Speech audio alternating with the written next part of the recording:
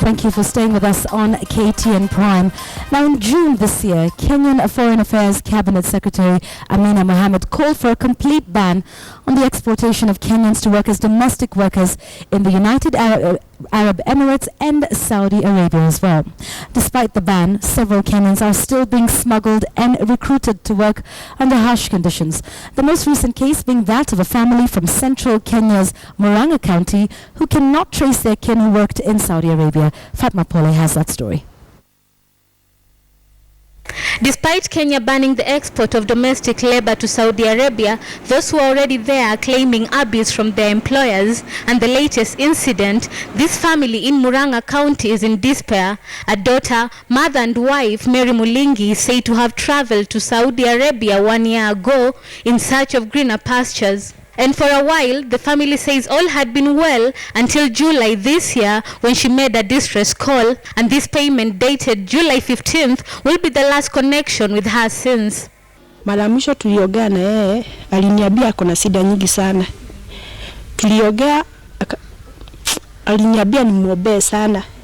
Sasa nikapiga simu, siku nyingine ikazimwa. Nimepitia shida mingi sana juu ya huyo msichana. Juu wasasi wangu hata kulala hawalalagi akifikiria huyo msichana.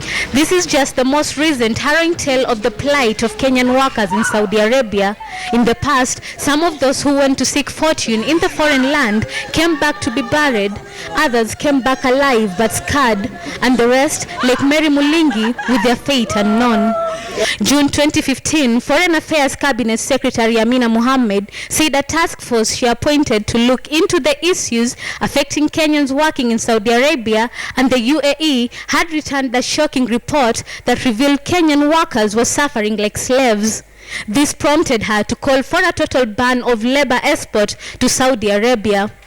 David Njoroge, a representative of the recruitment agencies, however, challenges the government, saying that a ban does not provide a solution to the challenges rocking the labor industry. For so many years, for the last 10 years, we as the private industry on this labor migration, we have been asking the government, let's come together and level the ground so that our people, when they go to work, their welfare is well attended, their living conditions, their payments, and even when they want to come back home or the exit clauses in their contract. But you find today Kenya has never signed any bilateral labor agreement with all these Middle East countries. He argues that the issue should be addressed from the root cause to find out why Kenyans still insist on going to Saudi Arabia in numbers despite being aware of the dangers that lie. It's good enough to say that we have lost over 500,000 jobs because of the ban. Over 1,000 agencies were rendered jobless because of this blanket ban.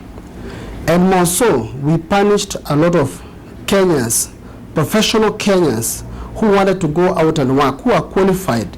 Even some were in the process. They had their visas, they had their ticket, they had their passport ready to go and work, like nurses, accountants, mechanic, these people in professional. We don't see any reason as to why the Kenyan government prevented the professional person to go and work just because it's the domestic worker who had a problem. But the challenge is not just in the labor industry. Last month, 3 Kenyans, all women, were among 817 Muslim pilgrims who died following a Hajj stampede in Mina, just outside the holy city of Mecca, Saudi Arabia. 8 other Kenyans remaining unaccounted for.